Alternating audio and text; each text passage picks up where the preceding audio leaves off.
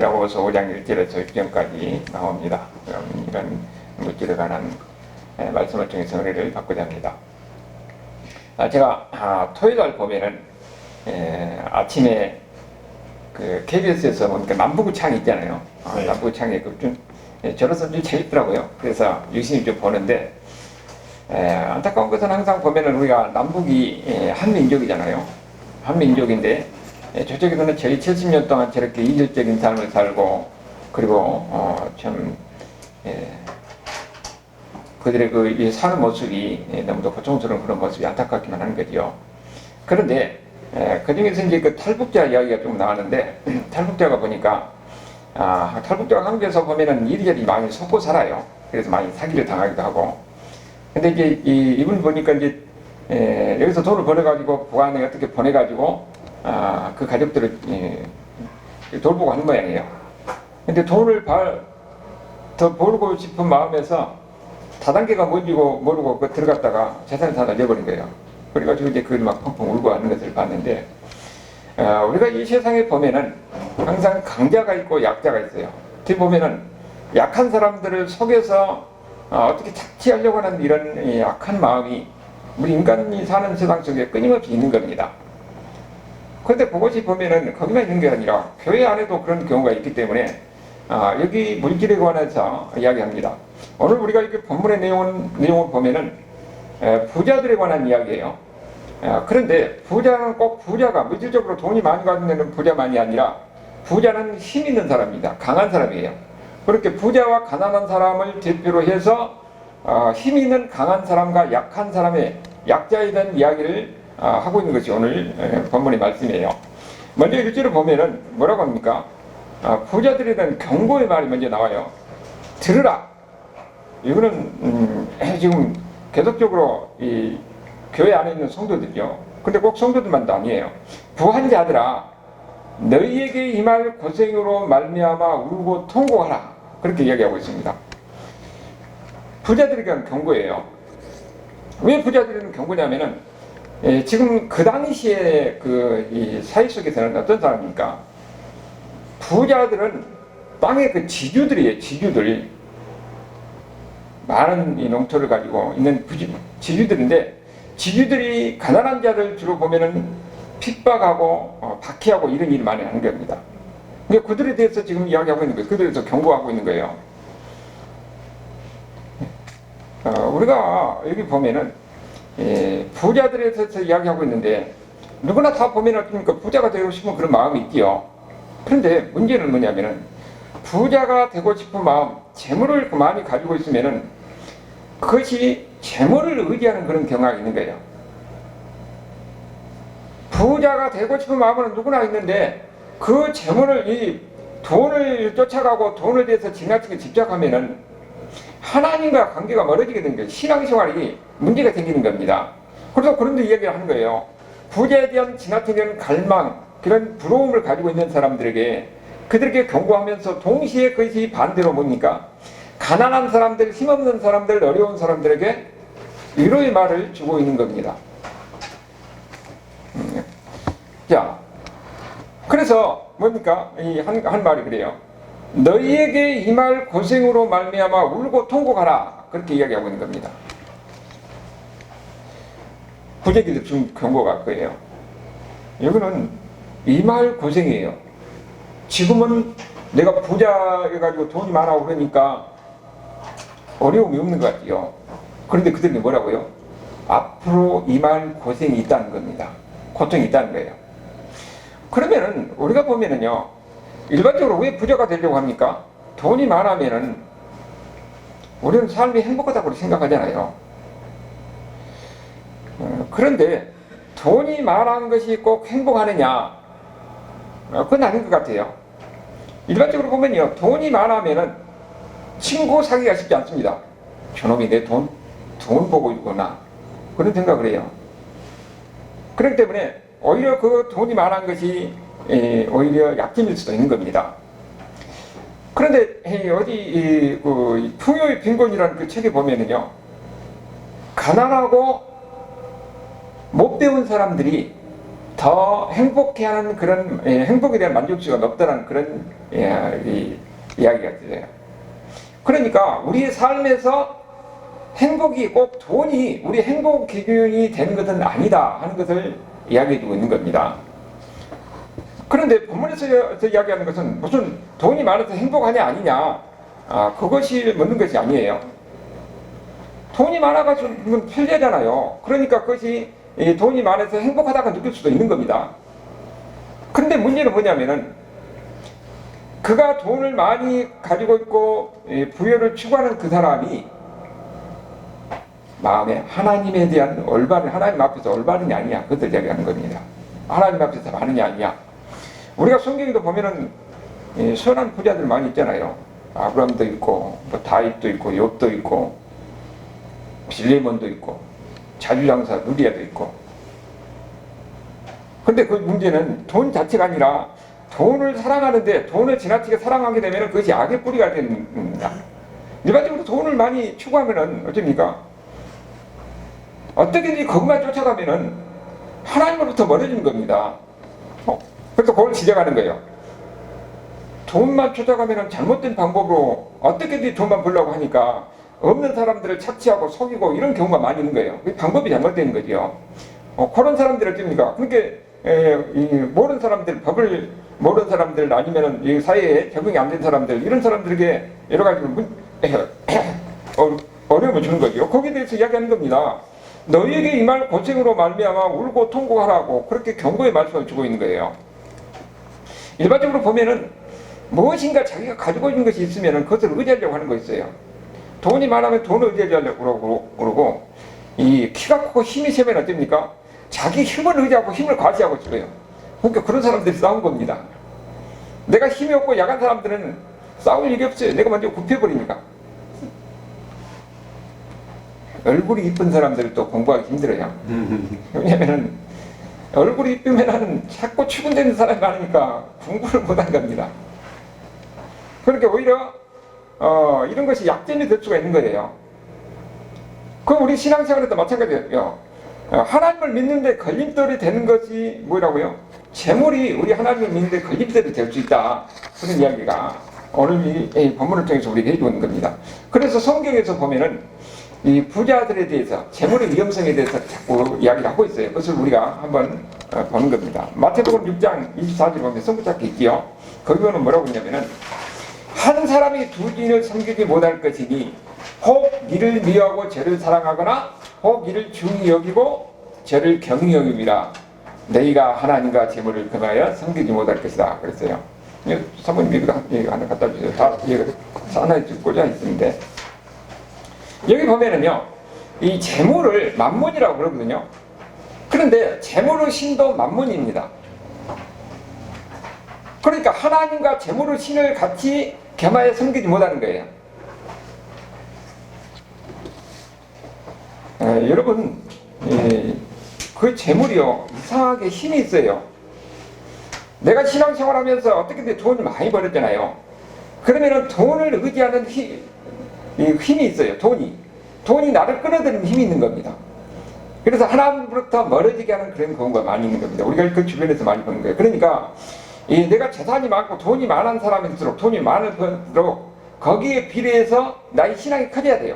믿음이 커지지 않으면은 오히려 그것이 나를 끌어들여서 나로부터 하나님부터 멀어지게 하는 그런 위험성이 있는 겁니다. 그래서 성경에서 그렇게 이야기하는 거예요. 위험성을 경고하고 있는 겁니다. 거기에 비례해서 내 신앙이 커져야 돼요. 믿음이 커져야 되는 겁니다. 그리고 누가복음 12장 15절에 뭐라고 그랬어요? 그들에게 다 같이 한번 읽어볼까요? 그들에게 이르시되 삼가 모든 탐심을 물리치라. 사람의 생명이 그 소유에 넉넉함에 있지 아니하리라. 여러분, 탐심은요, 있는 사람이나 없는 사람이나 여러분 사람들 모든 사람 마음에는 다 탐심이 있어요. 그런데 특히 재물이 많을수록 사람이 탐심이 더 강합니다. 거기에 대해서 의지하려고 하고 거기서 추구하는 그런 마음이 결국은 뭐라고 그랬어요? 사람의 생명은 이거 소유에 있지 않다고 그렇게 이야기하잖아요. 눈이 어두워지면, 재물에 눈이 어두워지면 내 영혼에 대해서 눈이 가려져요. 하나님보다는 재물을 의지하고 그것을 살려고 하는 것입니다. 그것이 그 사람을 결국은 잘못된 길로 가고 그 인생을 망치게 하는 거예요. 여러분, 지금 요즘 이 전두환 그 손자가 뭐 방송에 나와서 저거 하던데, 돈이 많으니까 무슨 마약을 하고 뭐 고생 없이 잘하니까 엉뚱한 짓거리를 많이 하는 거예요. 그런 경우를 우리가 주변에서 많이 봐요. 뭐 재벌 2세, 3세들이 보면은 마약하고 하는 경우가 돈이 많으니까. 대표적인 건 향락경제도 추구하는 겁니다. 돈이 그 사람을 끌어서 어떻게 합니까? 나쁜 길로 가게 하잖아요. 인생을 망치게 하는 겁니다. 거기에 대해서 우리 크리스찬들한테 이야기하는 거예요. 돈이 결국은 거기에 대해서 이 믿음이 거기에 필요하지 않으면은 결국은 그 사람을 망하는 길로 이끈다는 것을 계속적으로 이야기하고 있어요. 마가복음 10장 22절에 거기도 같이 읽어봅시다. 그 사람은 재물이 많은 거로 그 말씀으로 인하여 슬픈 기색을 띠고 궤도시험하고 가니라. 자, 여기가 지금 어떤 배경 속이냐면은 어떤 청년이 예수님 앞에 나와서 그런 거예요. 어떻게 해야 영생을 얻으니까? 그러니까 예수님께서 계명을 지키라고 그래요. 나 다 계명 다 지켰는데요. 그러니까 예수님이 뭐라고 합니까? 너 돈 많이 가지고 있으니까 그거 팔아가지고 가난한 사람한테 주고 그 다음에 나를 따르라 그래요. 그러니까 청년이 뭐라고 합니까? 자기가 재물이 많은 거로 슬픈 기색을 띠고 예수님을 따랐다는 겁니다. 만약에 이 청년이 돈이 없었다면 예수님이 따랐을 가능성이 많습니다. 우리가 그렇게 생각할 수가 있는 거예요. 예수님보다, 예수님 안에 있는 생명, 예수님 안에 있는 영생보다 오히려 자기가 돈 많으니까 돈을 못 내. 우리가 보면은 앞으로 나는 보면은 돈이 많이 있으면은 나 예수님을 위해 쓰겠다 그런데요. 막상 딱 돈이 나한테 딱 있으면은 그거 못 내놓습니다. 이 청년과 똑같아요. 돈을 꽉 엉켜주고 못 내놓습니다. 천국은 그때 일이고 지금 당장 앞에 눈에 있는 이걸 의지하고 사는 거예요. 그래서 예수님께서 뭐라고 하냐면은, 자 25절에 다 같이 시작. 낙타가 바늘길에 나가는 것이 부자가 하나님 나라에 들어가는 것보다 쉬우니라. 재물을 의지하기 때문에 돈을 의지하고 돈을 의지하면서 거기서 편안하고 쾌락을 누리고 그렇게 살려고 하는 그런 마음이 결국은 하나님과 멀어지게 하는 겁니다. 하나님의 생각도 멀어지는 거예요. 그래서 예수님께서 말씀하신 것이 바로 그예요. 돈이 많으면은 그것을 의지하기 때문에 천국을 바라보지 못하고 오히려 그들에게는 지옥에 이런 고통이 있을 수밖에 없다. 왜냐하면 재물의 노예가 되기 때문에 그런 거예요. 문제는 돈이 많이 있는 것이 잘못된 것이 아니에요. 돈을 사랑하고 돈만 추구하는 그런 마음이 결국은 믿음에서 멀어지게 하는 겁니다. 천국과 반대가 되는 거예요. 천국은 저 멀리 있고 지금 당장 돈이니까 돈을 의지하게 되고 하나님을 의지하게 되고 하나님을 찾고 하나님을 그런 갈급하는 마음이 사라지게 되는 겁니다. 그것이 위험한 거예요. 물질이 주는 평안함과 자유함은 있지만은 거기에 맞들게 되면은 그 물질의 노예가 돼서 결국은 하나님께 멀어진다는 이런 경고의 말씀을 하고 있는 겁니다. 그 씨 뿌리는 뒤에서도 예수님께서 그 세 번째 이 씨 뿌릴 때 그 가시떨기에 가지떨기에 많은 땅에 뿌리잖아요. 그런데 그는 싹이 나오다가 말라 죽어버려요. 왜 그런가? 거기에 대해서 예수님께서 말씀하기는 재물에 대한 그런 염려가 열매를 맺지 못한다. 마가복음 4장 19절에 그러잖아요. 다 같이 읽었고요. 세상의 염려와 재물의 유혹과 기타 욕심이 들어와 말씀을 막아 결실하게 못하게 된다. 재물에 대한 이런 이 유혹이 우리 인생에서 신앙에 우리 삶에 하나님의 백성으로서 건강한 삶에 방해가 된다는 겁니다. 열매가 없는 그런 삶이 된다는 거예요. 그래서 우리에게 경고하고 있는 거죠. 그래서 오늘 야고보가 이야기하는 것을 우리가 잘 새겨들어요. 부한 자들아 너에게 임할 고생이 있다는 겁니다. 고생으로 말미암아 울고 통곡하라. 재물만 쳐다보고 재물만 의지하고 그러게 되면은 천국과 멀어진다는 것을 이야기하고 있는 겁니다. 천국과 멀어지면 나중에 어떻게 됐어요? 거기에는 심판이 거기에 기다리고 있는 겁니다. 심판의 길로 갈 수밖에 없다는 거예요. 그래서 오늘 이런 재물에 대해서는 경고를 하면서 그 부자들의 문제가 무엇인가 하는 것을 계속 2절부터 6절까지 이야기하고 있어요. 그 첫 번째가 보니까 너희 재물은 썩었고 너희 옷은 젖먹었으며 너희 금과 은은 녹이 슬었으니 그랬어요. 부자들은 뭐라고요? 재물을 쌓아놓는다는 겁니다. 여러분 지금은 우리가 은행이 있어가지고 돈이 있으면 은행에다 저축하지만은 옛날에는 고대사에서는 어떻습니까? 은행이 없으니까 농사를 짓고 쌀이 나오면은, 쌀이나 아니면 곡물이 나오면은 그것다 창고에다 쌓는 겁니다. 그런데 예수님께서 말씀하신 것이, 아니, 여기 마찬가지고, 여기서도 마찬가지예요. 쌓아놓으면은 그것을 자기가 이것을 의지하면서 나는 여기서 평안히 먹고 살란다 하는데 그것을 의지하면 그 곡물이 결국은 썩는다는 거예요. 그것을 이 하나님의 뜻 안에서 같이 나누고 이렇게 같이 먹으려고 하는 게 아니라 자기만 먹으려고 이렇게 쌓아놓고 그걸 의지하게 되면 그 곡물은 썩는다는 겁니다. 이 누가복음 12장에 어리석은 부자에 대해서 예수님이 뭐라고 그래요? 나는 이제 곡물을 많이 쌓아놓고 풍요로우니까 이제 이것 갖고 내가 태평성대하고 내가 편하게 살겠지. 근데 예수님이 뭐라고 합니까? 어리석은 자야, 네 영혼을 오늘 저녁에 데려가 버리면 이 곡물을 너 누구지 되겠냐? 네 것 아니고 다른 사람 것이 된다는 거지요. 곡물을 의지하고 하는데 어리석은 사람, 결국은 그 곡물은 썩을 것인데 그것을 의지하고 사는 것이 얼마나 어리석은가 하는 것을 이야기하고 있는 겁니다. 그리고 거기에 보면은 너희 옷은 좀 먹었다고 그러잖아요. 옛날에는 고대사에서는 옷 한 벌 다 수제니까 옷 한 벌 갖는다는 것이 그렇게 어려운 거예요. 거의 대부분 단벌입니다. 그런데 부자들은 옷을 많이 가지고 있는 겁니다. 자기가 입도 안 하면서 자기는 쌓고, 가난한 사람들은 없어서 춥고 떨고 있는데 자기만 많이 갖고 있는 거예요. 그런데 이게 뭐랍니까? 그 옷도 많이 쌓아놓으면 어떻게 된다고요? 좀 먹는다는 겁니다. 그리고 금과 은은 그랬어요. 금과 은은 녹이 슬었으니, 아니 금이 녹습니까? 그럼 녹 안 슬어요. 그럼 왜 녹순다고 그러는 겁니까? 그것을 쌓아놓고 해놓으면은 그것이 가치가 없는 것이 되는 거예요. 쌓아놓기만 해서 무슨 소용이 있느냐? 여기서 지금 이야기하는 것이 바로 그거예요. 당장 쓸 것도 아닌데 금도 쌓아놓고 양식도 쌓아놓고, 양식 쌓아봤자 그거 썩잖아요. 옷을 많이 쌓아놓고 자기가 있더라면서 그것을 많이 해놓고 자기만 내가 이것만 가지고 있으면 나는 이제 부자다, 나는 평안하다, 그렇게 하는 사람들에게 이야기하는 겁니다. 그거 다 썼고 젖 먹고 그 다음에 무가치한 것이 되는데 그게 무슨 소용이 있느냐? 왜 이런 쓸데없는 행동을 하느냐? 그 이야기를 하는 거예요. 그러면서 뭐라고 그러냐면은 이것이 너희에게 증거된다는 겁니다. 언제? 심판 때. 내가 하나님께서 나에게 이렇게 많은 재물을 줬는데 나 혼자 먹으려고 집에다 쌓아놓고 나 혼자 내 가족 이것만 생각하다가 나중에 하나님께서 이 하나님의 심판대 앞에 가면 어떻게 되는 겁니다. 그것을 네가 어떻게 살았는가 하는 것을 평가한다는 거예요. 그래서 뭐라고 하냐면은 불같이 너희 살을 먹으리라. 이건 무슨 심판이겠죠. 너희가 말세의 재물을 쌓았다.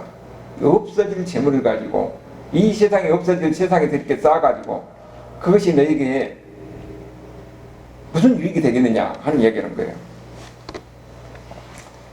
여기는 아까도 이야기했지만은 재물이 많고 적음에 대해서 이야기하는 것이 아니라 어떤 의미로 재물을 가지고 있느냐, 어떤 마음으로 재물에 대한 자질을 취하고 있느냐 하는 것을 이야기하는 거죠. 여러분, 우리가 얼마든지 근면하고 전략해서 나름대로 삶을 대비하고 그것은 맞습니다. 그런데 문제는 그 재물에 대해서 쌓는 것이 어떤 의미냐. 마태복음 6장에 뭐라고 합니까? 19절 20절을 보니까 어떤 자세를 가지고 있느냐 하는 것이 중요한 거예요. 너희를 위하여 보물을 땅에 쌓아주지 말라. 다 같이 읽어봅시다. 너희를 위하여 보물을 땅에 쌓아주지 말라. 거기는 점과 동록이 해하며 도둑이 구멍을 뚫고 도둑질 아니니라. 오직 너희를 위하여 보물을 하늘에 쌓아주라. 거기는 점이나 동록이 해하지 못하며 도둑이 구멍을 뚫지도 못하고 도둑질도 못하니라. 사람은 보면은 항상 마음이 물질에 있기 때문에 물질을 의지해서 많이 쌓아두면은 그 마음이 안심이 되는 거예요. 지금 안 그러지만은 한 일제시대 같은 거 그러니까 거의 곳간에 대고 쌀이 없을 때예요. 그 당시에는. 그러니까 곳간에 쌀이 있으면 우리 가족이 한 1년 먹을 양식 있으면 거기 든든한데 곳간에 쌀이 비면 어쩝니까? 항상 걱정하고 근심하고. 여러분, 우리는 곳간에 쌀이 없어서 근심하고 걱정했다는 소리를 우리 할머니한테 많이 들어서 그 쌀이 없는 것이 사람이 얼마나 불안한가, 그 심정을 이해가 돼요. 지금 여기서 바로 그거예요. 자기 먹을 정도가 아니라 부자니까 어쩌니까 막 쌓아놓은 거예요. 그래서 이것을 든든하다고 땅에다가 쌓아놓고 여기에 소망을 두고 물질에 소망을 준 사람은 나중에 어떻게 됩니까? 이 여기에 소망을 두고 이렇게 살 수밖에 없어요. 자기가 가지고 자기가 누릴 수 있는 정도가 넘으면은 그것을 하나님을 위해서 사용할 줄 알아야지. 그걸 자기를 위해서, 자기 유익을 위해서, 내 쾌락을 위해서, 내 인생을 위해서만 그렇게 하는 것이, 그것이 얼마나 어리석은 것이냐 하는 것을 이야기하는 겁니다. 오히려 하나님 앞에 하나님 나라를 위해서, 하나님의 영광을 위해서 싸울 때에 가난한 사람들, 힘든 사람들, 없는 사람들, 고통받는 사람들, 그런과 함께 나누면서 그렇게 살 수가 있는 거지요. 그 가운데서 사람의 행복이 있는 것이지, 내 것만 가지고 나를 쌓아놓고 여기에 물질을 의지하고 안심하게 되면 천국은 관계없어요. 이 땅에서, 이 세상에서 나만 누리고, 나만 쾌락을 누리고, 나만 즐거움을 누리고, 그런 삶이 되는 거예요. 그것이 행복 아니냐. 그런 삶이 얼마나 어리석은가 하는 것을 이야기하는 겁니다. 일반적으로 부자들이 하나님 없는 그 물질의 소망을 두고 사는 그 부자들의 어리석음, 그걸 지금 지적하고 있는 거죠. 부자의 문제가 그런다는 겁니다. 그 다음에 두 번째는 뭐냐면은, 보라, 너희 밭에서, 4절이죠. 너희 밭에서 추수한 품꾼에게 주지 아니었다. 아니, 지금 지주가 농사를 지어가지고, 농사를 지어고 그 당시에는 어떻습니까? 여러분, 대부분 다 소작들이에요, 소작들. 지주들 땅을 많이 가고 있는데, 다른 사람 품꾼들은, 그때 싹을 받아가지고 그날 먹고 한 사람들이에요. 여러분, 우리나라도요, 이승만 정권 때, 그때 농지 계획을 하지 않았으면은, 지금 우리나라가 이렇게 발전할 수가 없어요. 대부분 필리핀이라든지 태국이나 이런 사람들이 지주들이 다 이 농토를 갖고 있어가지고 항상 가난한 사람들 소작이에요. 계획이 안 되는 겁니다. 발전이 없는 거예요. 근데 여기 지금 보면은 지주들이 다 땅을 갖고 나머지 사람들은 뭐냐면 이 사람들은 거기서 일해주고 거기서 그다가 먹고 사는 거지. 지금 그런 상황이죠. 그런데 이거 뭐냐? 이 품꾼들은, 가난한 품꾼들은 여기에도 일을 해주고 그날은 품삯을 받아서 그것이 그날 저녁에 그 가족들이 먹고 살 것인데 품삯을 안 주면 어떻게 됩니까? 그날 가족이 굶는 거예요. 근데 이 욕심 많은 부자는 어떻게 하냐면은 추수한 품꾼들에게 삭을 주지 않은 겁니다. 추수하면 다 추수한 것을 지금 일한 사람들 다 보고 있어요. 있으면서도 쌓아놓고 그 일한 사람 일삭도 안 준 겁니다. 이거 지금 갑질 중에 갑질이에요. 얼마나 나쁜 사람이에요. 있으면서도 안 주는 겁니다. 정당한 대가를 줘야 되는데 안 주는 이런 것이 그때뿐만 아니라 지금도 얼마든지 있어요. 그래서 성경에 대해서는 거기에 대해서 지적을 하는 겁니다. 거기에 보면은 신명기 24장이 나오지요. 신명기 24장 14절 15절. 여러분 여기 보면은 공고하고 비난한 품꾼은 너희 형제든지 내 땅 성문 안에 우거하는 객이든지 그를 학대하지 말며 그 품삯을 당일해주고. 여러분, 학대한 것 중에서 제일 학대한 게 뭐냐면 품삯을 안 주는 거예요. 그 당시에는 그 품삯이 그 사람들 그날 저녁 식사 가족들이 먹을 건데 품삯을 안 주면 그날 저녁에 가족들을 굶는 겁니다. 그렇기 때문에 해 진 후까지 믿지 말라. 그날 저녁에 먹어야 되는데 그 다음날 준다는 거예요. 그 다음날 준다고 미루게 되면 어떻게 됩니까? 그것이 학대한 것이라는 겁니다. 거기에 대해서 뭐라고 그럽니까? 이는 그가 가난함으로 품삯을 간절히 바랍니다. 가족 먹여 살리려면 내가 일한 정당한 대가를 받고 가서 같이 먹어야 되는데 마음이 약한 부자는 그걸 안 주는 거예요. 그러면 어떻게 됩니까? 그가 너를 여호와 앞에 호소하지 않게 하라. 어렵고 힘든 가운데서 하나님 앞에 기도할 수밖에 없잖아요. 그러면 하나님이 그 기도를 듣는데 그 품삯을 안 주고 갑질한 그 부자를 하나님이 어떻게 하겠다고요? 그건 무서운 일 알라는 겁니다. 근데 그때뿐만 아니라 지금도 우리 사이에서 그런 일이 너무나 많이 있잖아요. 임금 떼먹고.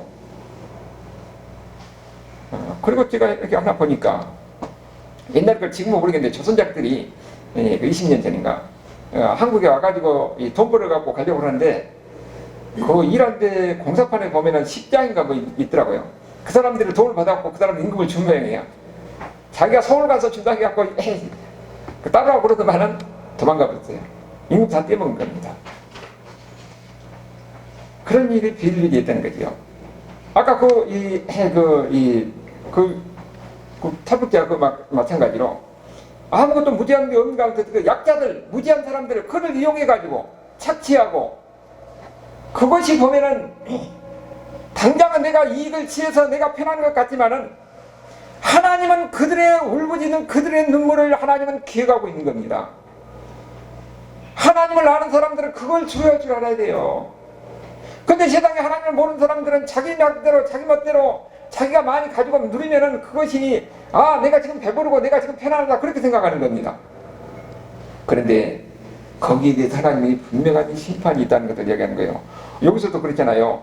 삭시 소리를 지르며 그 추수한 자의 우는 소리가 만군의 주의 귀에 들렸다고 얘기합니다. 삭시 우는 소리를 지른다는 겁니다. 여러분, 요걸 우리가 보면은 창세기 가인과 아벨의 이야기 보면 뭡니까? 가인이 아벨을 죽이니까 거기에 대해서 하나님의 말씀은 창세기 4장 10절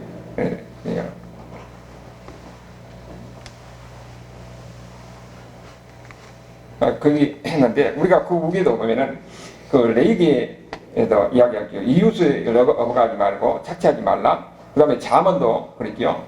자, 한번 읽어볼까요? 내 손이 선을 베풀기 이거는 마땅히 받을 자에게 그게 아끼지 말며 내게 있거든 이르기를 갖다가 다시 오라 내 주변으로 하지 말라.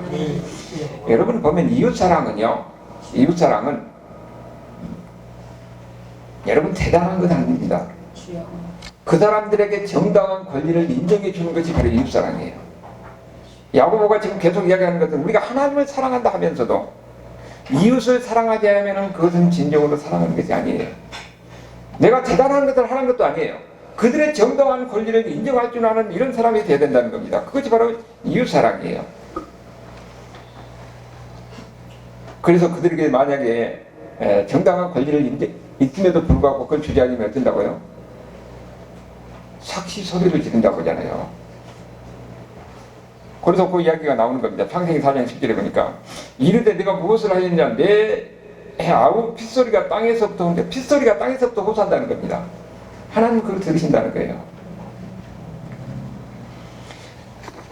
정당한 그들의 발을 권리가 있음에도 불구하고 그걸 주지 않으면은 그들의 이 울부짖음이 결국은 하나님께서 그 기도를 들으신 겁니다. 그 소리를 듣고 하나님이 어떻게 하신다고요? 거기에 대해서 여기 만군의 주의 귀에 들렸다고 그럽니다.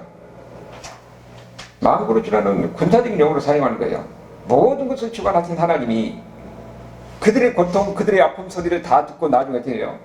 거기에 대해서는 하나님이 분명하게 책임을 물으시고 심판하신다는 것을 이야기하는 겁니다.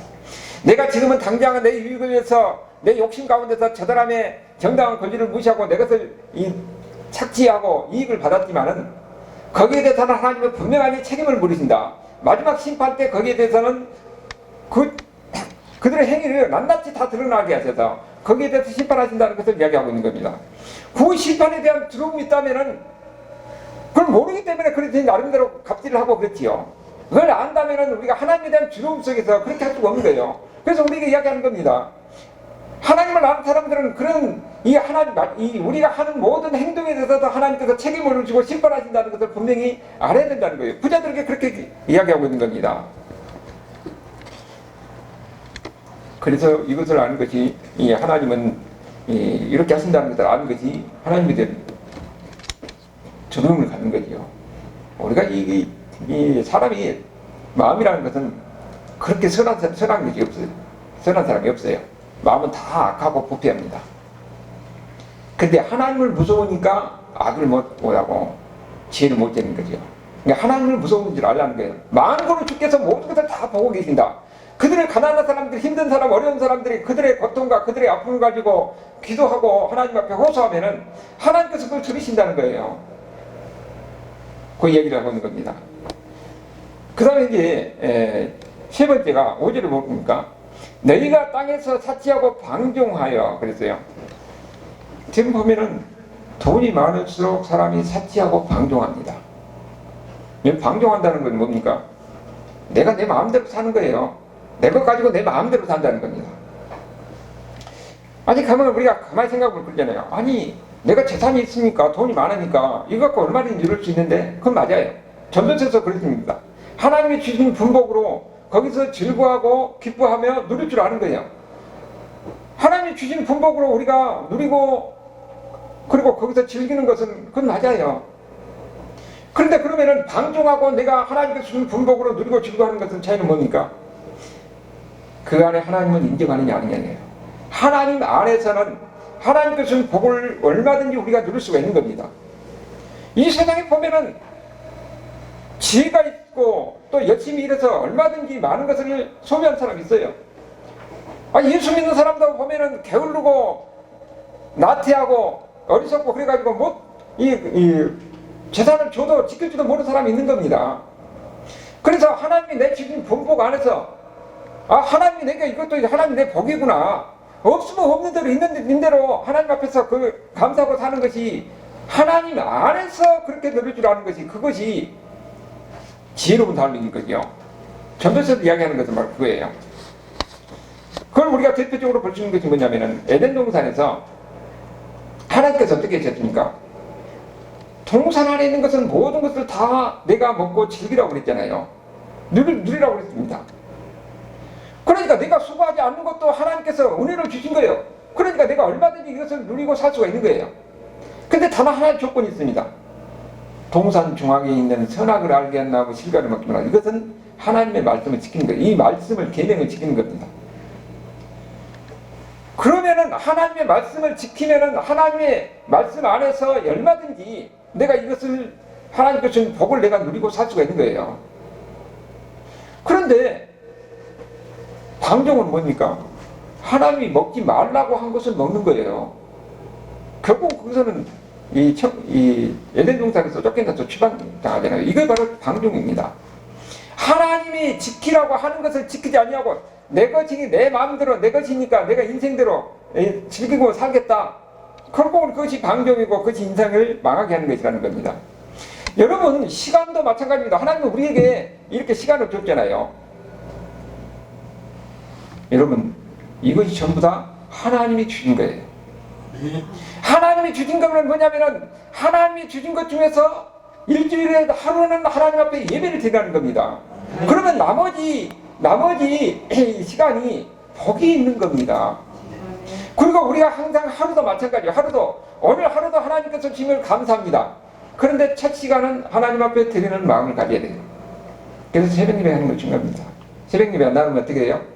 집에서 먼저 하나님 앞에 말씀과 묵상으로 모두 이 직장에 가서도 마찬가지예요. 그 기도하고 시작하는 것이 중요해요. 먼저 항상 하나님 앞에 먼저 드리는 마음으로 첫 시간도 마찬가지예요. 물질도 마찬가지입니다. 오늘 계속해서 부자에 대해서 이야기하고 있는데 10분의 1은 하나님의 것이니까 하나님 앞에 드리라. 그것이 신앙생활에서 얼마나 중요하느냐. 여러분 11조를 안 하면 어떻게 됩니까? 무엇인가 내 것이 다 내 것이 됩니다. 물질에 대한 관점이 전혀 달라져요. 내 것이 되니까 내 마음대로 쓴다는 그런 생각이 드는 거예요. 그래서 이게 부자가 이야기가 그렇게 되는 거예요. 내 것이니까. 그러니까 내가 막 쌓아놓은 거예요. 내 것이니까 쌓아놔. 근데 그걸 썩은 겁니다. 내 마음대로 해서 다른 사람을 갑질하고 그런 현상이 벌어지는 거예요. 그래서 11조를 하는 것 때문에는 내 것이 아니에요. 물질에 대한 생각이 달라요. 관점이 달라진 겁니다. 그래서 어떻게 됩니까? 10분의 1을 하나님께 드리면은 나머지가 하나님께서 주셨다는 감사하는 마음이 들게 되는 겁니다. 그러면은 나머지를 어떻게 쓸지 지혜가 생기는 거예요. 여러분 돈 버는데도 내 지혜가 아니라 하나님이 주신 지혜가 그걸 여러분들의 인생을 복되게 하고 부자가 되게 하는 것이지, 내가 했으니까 내 것 하게 되면은 결국은 거기에 노예가 되어서 내 인생을 망해지는 거예요. 어느 날 보면은 그렇게 돈 많고 한 사람이 한순간에 다 사라져버리고 하루아침에 거지게 되는 그런 경우 우리가 얼마든지 많이 보잖아요. 그래서 하는 것을 이야기하는 거예요. 내가 모든 것을 가진 것도 하나님이 주셨다는 마음이 들려면은 먼저 10분의 1을 먼저 하나님한테 드는 겁니다. 그러면은 나머지 하나님께 주셨다는 감사하는 마음이 들게 되고 그 물질을 어떻게 사용할 수 있는지 지혜가 생기게 되고 그러면서 그 마음이 어떻게 냐면 베풀려고 하는 그 마음이 그때 생기는 겁니다. 내 것이니까 딱 움켜쥐는 것이 아니라 하나님께서 내게 거저 주셨으니까 어떻게 사용할지 베풀고 나누려고 하는 그런 마음이 생기는 거예요. 그래서 예수 믿는 사람들에게 항상 중요한 것은 절제하는 마음이 중요한 겁니다. 절제하는 마음이. 절제하는 마음이 뭐예요? 하나님이 지키라고 하는 것은 지키는 것이에요. 그럴 때에 우리는 시간도 마찬가지, 물질도 마찬가지, 모든 것에 대해서 하나님은 인정하는 것이 보니까 하나님 말씀을 인정하는 것이 10분의 1을 하나님께 드는 겁니다. 시간도 10분의 1. 여러분 힘들어도 첫 시간, 첫 번째, 첫 주일을 어떻게든지 하나님 앞에 예배를 드리려고 하는 그런 마음을 가져야 되는 겁니다. 힘들어도 물질의 10분의 1은 하나님께서라는 생각을 우리가 갖고 하나님 앞에 드릴 때에 거기에 하나님 주신 평안이 있고 기쁨이 있고 모든 것을 즐길 수 있는, 하나님 안에서 즐길 수 있는 이런 은혜가 있는 거예요. 아멘. 그러니까 이걸 행한 사람하고 안 한 사람하고는 삶이 전혀 다른 겁니다. 그것이 바로 하나님을 인정하는 거예요. 중요한 것은 우리가 이 주의를 지키는 것도 하나님을 인정하는 것이고, 그리고 첫 시간도 하나님의, 오늘 하루도 하나님께 주셨으니까 첫 시간도 우리가 새벽 예배를 드리는 게 아니면은 먼저 하나님께 기도하고 말씀을 묵상하는 가운데 드는 것도 하나님을 인정하는 겁니다. 우리가 11조를 드는 것도 하나님을 인정하는 거예요. 하나님을 인정할 때 그 안에서 우리는 얼마든지 누릴 수 있고 즐길 수 있고 기쁨을 누릴 수 있겠다는 겁니다. 부자가 잘못됐다는 것은 이야기하는 것은 아니지요. 그것을 가지고 추구하는 가운데서 내것내것 하면서 탐욕을 부리고 그러다 보면은 갑질을 하게 되고 강자가 되니까 약자를 핍박하고 박해하게 되는 거죠. 그리고 이 하나님 없이 물질에 대한 그런 욕심만 가지면은 어떤 게 수단과 방법을 안 가리고 그것을 돈 벌려고 그래요. 그러다 보면은 잘못된 방법을 많이 동원되는 거지. 그것이 얼마나 무서운지 알라는 거 이야기하는 겁니다. 그리고 그것이 나중에 어디까지 가느냐. 6절을 보니까 너희는 의인을 정죄하고 죽였으나 그는 너희에게 대항하지 아니하는지라. 살인까지 한다는 거예요. 근데 여기 살인은 뭐냐면은 사람을 내가 죽여서 살인이 아니에요. 법정적인 의미는 법적 살인입니다. 이건 뭐냐면은 여기 유인은 누굽니까? 그 당시에 이 크리스찬들은 다 가난한 사람들이에요. 가난한 소작인이나 이런 사람들. 그러면 내가 임금을 정당한 일을 했는데 못 받으면은 호소를 해야 되잖아요. 어디서 호소합니까? 법정에다 호소를 해야 돼요. 근데 법정에다 호소하려고 하는데 그 당시 사회에서는 부자들이 이 법정에 있는 그 재판관들이나 이 사람들 다 매수해봤기 때문에 거기 가서 가난한 사람들이 거기에서 호소해도 그래도 들어주지 않습니다. 그러니까 이 사람들이 어떻습니까? 그럼 너에게 대항하지 못한다는 거예요. 힘이 없으니까. 이미 가진 이 사람들이 그 사람들 다 사버렸으니까 호소할 데가 없어요. 그것이 그 사람을 살인하는 것이라는 겁니다. 여러분 그것이 그때만이 아니라 지금도 어떻습니까? 어느 사회든지 사법제가 무너지면은 사람들이 절망합니다. 지금도 보면은 돈이 있는 사람들이 변호사를 사가지고 없는 죄도 있게 말고 있는 죄도 없게 만들어요. 더군다나 지금 요즘 보니까 상황이 더 있는 사람들이 힘 있는 사람들이 힘 없는 사람들, 죄 없는 사람들 죄 있게 만들고 이런 경우가 비일비재하는 거예요. 이것이 얼마나 무서운지 알라는 겁니다. 그래서 우리에게 중요한 것은 연약한 사람들을 배려하는 마음, 그리고 그들의 정당한 권리를 인정하는 마음, 이걸 가져야 된다는 거죠. 오히려 그들에게 갑질을 하고 그들에게 상처를 주고 그들에게 고통을 주면은 나중에 그들을 위해서 이말 고생으로 울고 통곡할 그럴 기회가 있다는 겁니다. 그런 날이 온다는 거예요. 나중에. 그래서 부자들이 더 경고하고 있는 거죠. 그렇다면 예수 믿는 사람들은 그럼 어떻게 살아야 될 것이냐? 그리스도인들은 항상 뭐라고 해요? 하나님의 존재를 인정해야 됩니다. 내가 하는 것이 아니라 하나님께서 나에게 이렇게 은혜를 주셨다. 그리고 하나님은 내가 하는 모든 것을 하나님 만군을 하나님께서 다 보고 계신다는 겁니다. 하나님을 두려워하는 마음을 가져야 돼요. 하나님을 두려워하는 마음. 그 하나님을 두려워하는 마음이 뭡니까? 절제하는 삶인데 그게 하나님이 인정하는 거예요.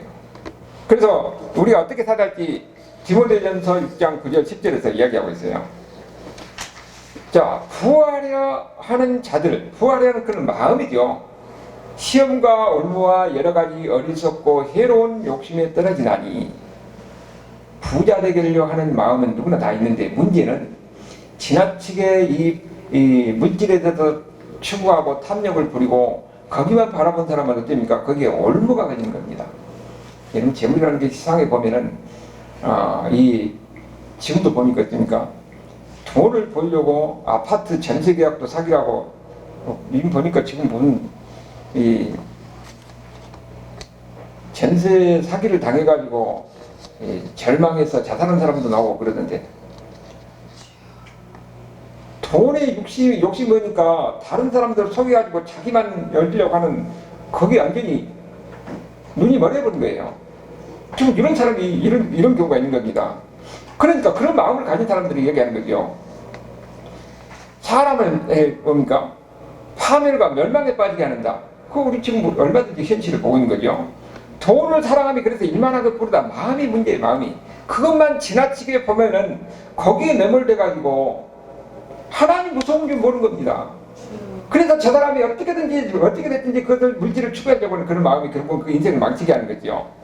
그렇기 때문에 10절에서는 이제는 우리는 어떻게 해야 된다고 했어요? 내가 이 시에서 부한 자들에게 명하여 마음을 높이지 말라는 것은 하나님을 인정하라는 겁니다. 하나님을 인정하라는 거예요. 정함 없는 재물에 소망을 두지 말고. 여러분, 이 세상에서 이 재물의 소망을, 땅의 소망을 둔 거예요. 우리는 어떻게 됩니까?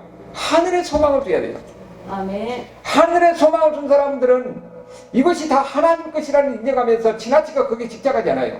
하나님께 준 것에 감사하면서 하나님의 뜻에 맞게 사용하려고 하는 겁니다. 그래서 뭐라고 했습니까? 선을 행하고 선한 사업을 많이 하고 나누어 주기를 좋아하며 너그러운 자가 되라. 이것이 예수 믿는 사람이 어떻게 살까 하는 것을 이야기하는 거죠. 여러분, 이렇게 살려면 어떻게 됩니까?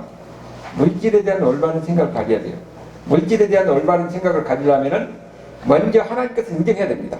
11절 하나님께서 인데 거기서부터 출발하는 거예요. 하나님께서 인정할 때에 그 다음에 물질을 보는 관점이 달라진다고 했어요. 내가 주신 부유함도 거기에 누릴 줄 알게 되고 하나님께서 준 풍요함도 누릴 줄 아는 그런 지혜가 생기는 겁니다. 그 가운데서 어떻게 됩니까? 우리 삶의 진짜 행복이 무엇이고 기쁨이 무엇인지를 알게 되는 거예요. 여기 오늘 부자들에게 하는 것을 이야기하는 거예요. 내가 모든 것을 다 가지고 와서 내가 마음대로 누리면은 결국은 마지막에는 거기에 대한 심판이 있다는 것을 알라고 얘기하는 겁니다. 그래서 예수 믿는 사람들은 어떻게 되는 거예요? 항상 하나님을 인정한 사람이 되야 됩니다. 물질에 대해서도 하나님의 주권을 인정해야 되는 거예요. 하나님을 인정할 때에 그 안에서 하나님께서 준 복을 누리게 되는 겁니다. 하나님께서 준 그 복을, 나에게 준 분복을 가지고 거기에서 우리가 누리면서 삶의 기쁨, 즐거움, 행복을 누릴 수가 있다는 겁니다.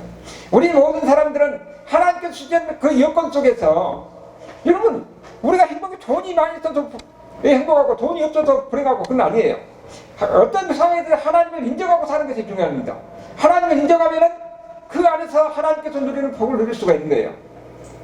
이런 가운데서 여러분들 모두가, 우리 모두가 하나님 앞에서 진정한 복을 누리는 이런 행복한 삶을 사는 이런 하나님 백성들이 될 수 있기를 주님으로 축원합니다.